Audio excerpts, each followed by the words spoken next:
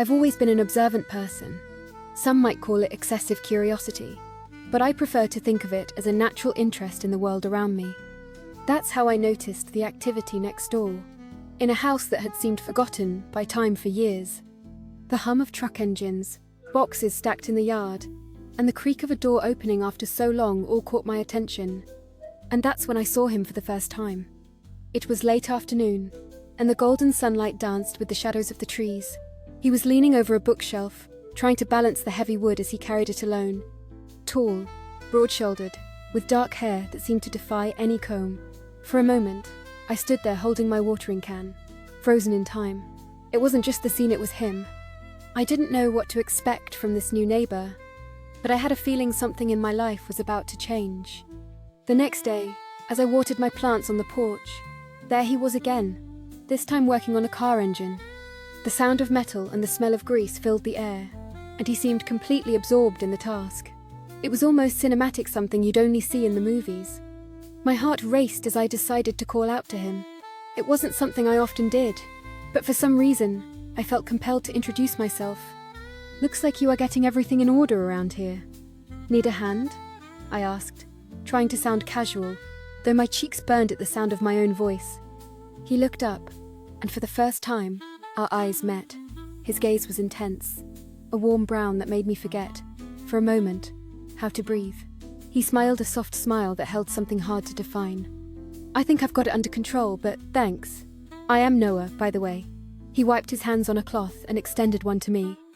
I shook his hand, feeling the firm grip, and replied, "Isabel, welcome to the neighborhood." The moment was brief, but it carried a tension I couldn't ignore. When I went back inside, my mind was restless. There was something about him, something that awakened a part of me I didn't even know existed. The following days were filled with small encounters that always seemed to happen by chance. At the bakery, on the sidewalk, or while I walked my dog. With every exchanged glance, every smile, it felt like there was a silent game between us. But the night that changed everything was when I heard the music for the first time. It was late, and the usual silence of the street was interrupted by a gentle melody that seemed to float through the air. The sound came from Noah's house. I opened my window to listen more clearly, and let myself be carried away by the melancholic tune, which seemed to hold untold stories. Without thinking, I grabbed a coat and stepped into the yard, curious. The light from his window was on, and from where I stood, I could see him. Noah was seated at the piano, his fingers gliding over the keys so delicately they almost seemed to hover. His expression was focused, but there was something more as if he was pouring his soul into every note. I approached quietly, lost in the scene, but then he looked up and saw me. Frozen, I didn't know what to do. I took a step back, but before I could run away, he opened the door. "Spying on my music?" he asked with a smile that erased any excuse I might have had. "Sorry, I didn't mean to bother you," I stammered, feeling my face heat up. "You are not bothering me.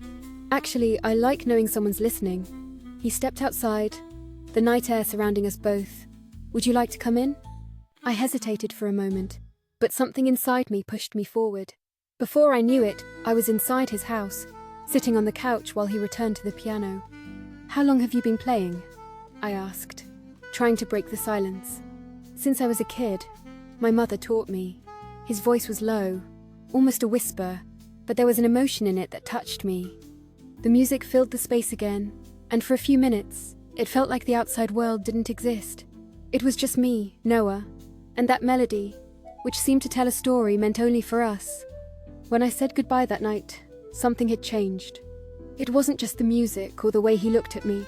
It was the feeling that Noah saw parts of me no one else did. Before I returned to my house, he held my hand for a moment and said, "Isabel, tea here is something about your presence, something that inspires me." I didn't know what to say. I just smiled and walked away, but my heart already knew. This was only the beginning of something I couldn't control. If you felt the spark of this connection, like and follow to discover what fate has in store for Isabel and Noah. With every step, the story will grow more intense. Since that night, I couldn't get Noah out of my head. It wasn't just the music or the way he looked at me, it was something bigger. something that made my heart race and my mind wander to places I'd never dare admit out loud. The days that followed were a mix of anticipation and nervous excitement. Every time I stepped onto the porch or walked down the sidewalk, my eyes instinctively searched for him, almost as if they had a will of their own. Sometimes I caught glimpses of him, tending the garden, walking down the street, or simply standing still, gazing at the sky, as if lost in thought. One of those times, I decided to gather my courage. It was a quiet afternoon, and Noah was washing his car in the driveway. Water trickled down the gleaming metal, and the sound of the hose was almost hypnotic. "You seem to know what you are doing." My voice came out more casual than I expected as I approached. He looked up, the sunlight reflecting in his warm brown eyes. "I try my best, but maybe I am just a good pretender." He smiled, and that smile, well, it could melt even the thickest ice. For some reason, it felt like our conversations carried more than just words. They were sparks, small hints of something we both pretended not to notice. "Are you free tonight?" he asked, suddenly, catching me off guard. "Yeah, I think so." "Why?" "I was thinking of making dinner. Something simple. I want to repay you for putting up with all these accidental run-ins."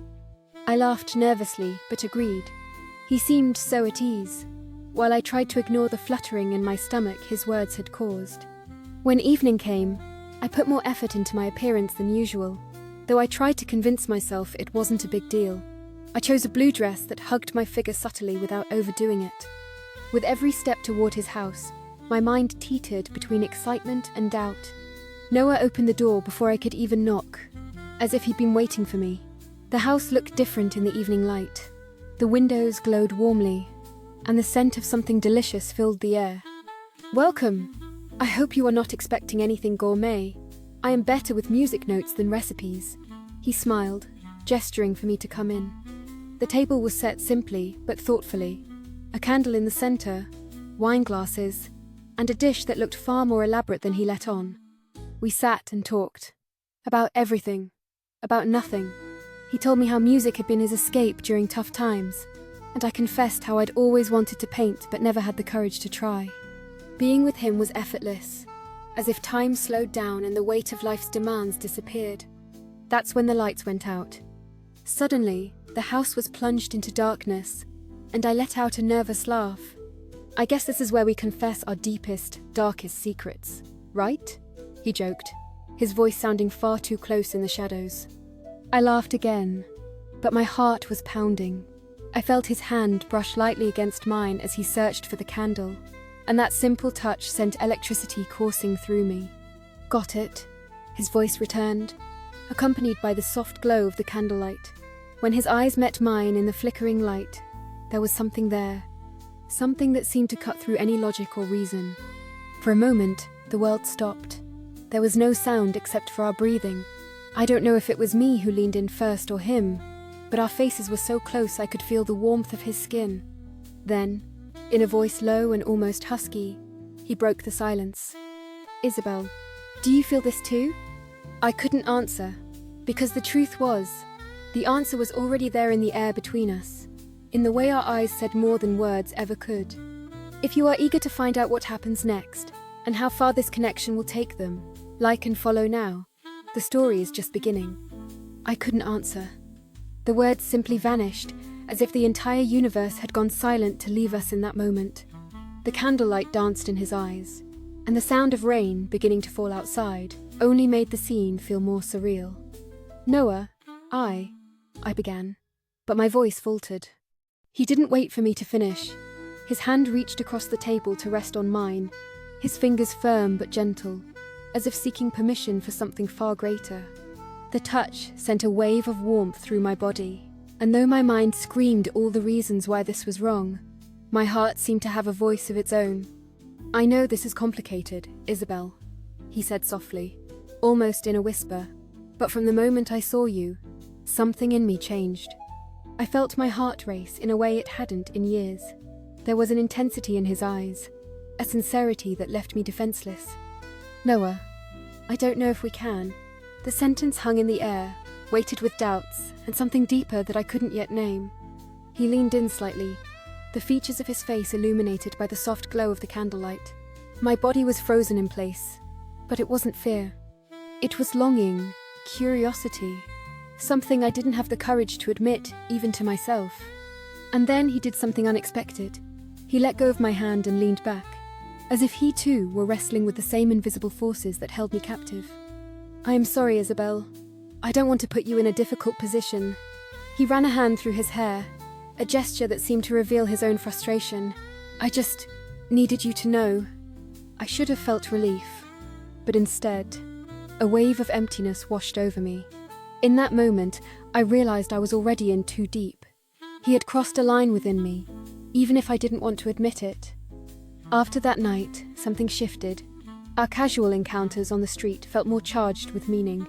A simple good morning seemed to carry layers of unspoken emotions. When he passed by, I could feel his gaze following me, as if we were both caught in a game neither of us knew how to win. One evening, as I tried to distract myself with a book, there was a knock at the door. My heart immediately raced. I opened it, and there he was, soaked from the rain, his hair clinging to his forehead, his eyes shining with a kind of urgency that left me defenseless. I couldn't stay away. His words came fast, almost desperate. "Noah, this isn't a good idea." My voice was weak, and I knew he could hear the lack of conviction in it. Maybe not, but sometimes, the best things in life don't come from good ideas. A silence fell between us, broken only by the sound of rain falling outside. He took a step closer, and I felt the heat of his presence, despite the small space that still separated us. "Isabel, I see something in you that I think you've forgotten about yourself. A passion, a life that seems like it's been asleep. I don't want to complicate things, but I can't ignore this." My defenses began to crumble. Maybe it was the way he looked at me, as if he saw something I no longer did. Or maybe it was because, for the first time in so long, I felt alive. "Noah, I can't." I started, but he cut me off. "I am not asking for anything, Isabel. I just want you to know I am here, for whatever you need." Before I could respond, he reached out and touched my face, his thumb brushing softly against my cheek. My body reacted before my mind could stop it. I closed my eyes and let the moment exist, even knowing I was standing on the edge of a cliff. The world seemed to pause. There was no right or wrong, just the sound of the rain and the warmth of his touch. When I opened my eyes, I saw he was just as conflicted as I was. But there was something else he restrained desire, a connection that felt bigger than both of us. "Noah, this isn't simple. I never said it would be." He took a step back, respecting the space I needed. But even then, I knew there was no going back to the way things were. As he walked away into the rain, something inside me fully awakened. One question echoed in my mind. Did I have the courage to leap into the unknown? Or would I spend the rest of my life wondering what might have been? If you are wondering just how far this story will go, like and follow now, because what's coming next will be even more intense.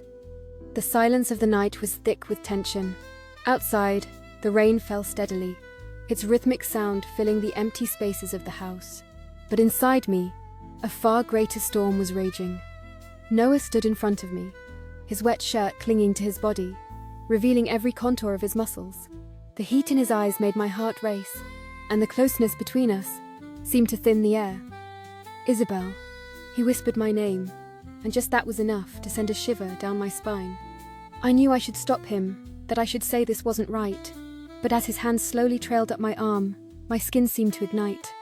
His warm palm found my face, and my instincts betrayed me. I leaned toward him, as if my will had been replaced by pure desire. "We can't," I murmured, but my words held no strength. "Don't say that, not now." His voice was husky, a whisper that seemed to caress every corner of my being. Before I could protest again, he moved closer. The warmth of his body melded with mine, and the space between us disappeared. When his lips finally met mine, it felt as though the world had stopped. The kiss began slowly, like a question.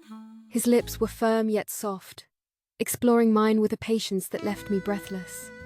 Then, as I felt his hands sliding along the curve of my waist, a fire ignited within me, and any hesitation I had melted away. My hands found his shoulders, strong beneath my fingers, and I pulled him closer. Every touch seemed to light something inside me that I hadn't even realized was dormant. When he lifted me effortlessly, his hands gripping my thighs, I let out a small gasp I couldn't contain. "You are unbelievable," he whispered against my skin, his voice so low it felt like a secret shared only between us. He carried me to the couch, placing me down gently as his eyes scanned every detail of my face.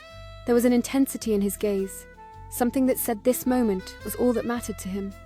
His lips began to explore my neck, each kiss sending waves of heat through me.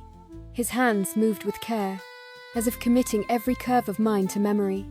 Every touch seemed designed to awaken something deep inside me, and my body responded, as if it had been waiting for this all my life.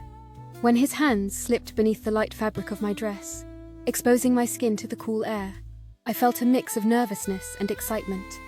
But before I could hesitate, he looked at me again, his brown eyes burning with something impossible to ignore. "Say you want this," he murmured, his voice so deep it seemed to vibrate through me. "I want this." The words escaped my lips before my mind could even try to argue. His smile was barely there, but it was enough.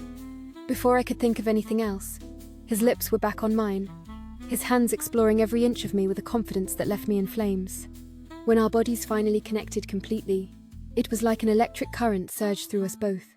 There were no more barriers, no more doubts. It was just us, surrendering to something far greater than words could ever describe. As he whispered my name against my skin, I realized there was no turning back. Everything we had been before was gone, replaced by an all-consuming desire neither of us could deny. If you want to keep following this intense journey, like and follow now. The story still holds secrets you can't afford to miss. The sunrise brought a timid warmth, and golden light seeped through the window, softly illuminating the room. I stood there, caught in the middle of everything between the world I knew and the one I hadn't realized I wanted, until Noah entered my life. He sat on the bed, watching me with a gaze that carried both patience and expectation. I knew I couldn't delay any longer. I took a deep breath, feeling the weight of the choices before me. At that moment, my mind began to replay everything that had led me here. The years of routine in a marriage that had lost its spark, the nights I felt invisible, and then the moment Noah appeared, bringing colour to a world that had turned grey. But was it real? Was I willing to shatter my current life for something as uncertain as it was tempting? "Isabel?" His voice broke the silence, low and gentle. "I don't want to pressure you, but I need to know. What happens now?" I turned to face him, and for the first time that night, my words were clear. "Noah, what we had was intense and real. I can't deny how I feel, but I also can't ignore everything I left behind." His brow furrowed, his expression carrying both pain and understanding. "Are you saying you are going back to him?" I shook my head. "I am not saying I am going back. I am saying I need to find out who I am before I can be with anyone." His features softened slightly, but the silence between us remained heavy. He stood and approached me slowly, taking my hands in his. "Isabel, all I want is for you to be happy. If that means I need to wait, I'll wait. But if this is the end, I want you to know that you've changed me." His eyes were full of emotion, and my hands trembled in his grasp. This wasn't an easy choice, but it was the only one that felt right. "Noah, you've changed me too. You reminded me that I can be more than I was allowing myself to be, and for that, I'll always be grateful. But I need to leave now." He didn't try to stop me. He simply nodded, respecting my decision with maturity I'd always admired in him. As I left his house, it felt like I was leaving a part of myself behind. The morning air was crisp, but it carried a heaviness that followed me with every step. When I reached my door, I turned back for one last look. Noah stood in the doorway, hands in his pockets, watching me go. I knew this was the right choice, perhaps not the easiest, but the one that would allow me to start over. My life changed. I left town to reconnect with myself, to find answers I didn't yet have. During that time, I reconciled with my desires and learned to honor my own needs. Noah sent messages a few times, but we kept our distance. I knew he was there, but I also knew this journey had to be mine alone. When I finally returned, months later, I felt different, stronger, whole. As I passed the house next door, I saw he was still there, but I hesitated before knocking. Instead, I left a note. "Thank you for everything. I am ready now." Noah appeared at my door that same evening. The smile on his face was all I needed to know that despite all the choices and struggles, fate had brought us back to the same place. This time, whole and without a single doubt. Like and follow to experience more intense and captivating stories like this one. Love always finds its way.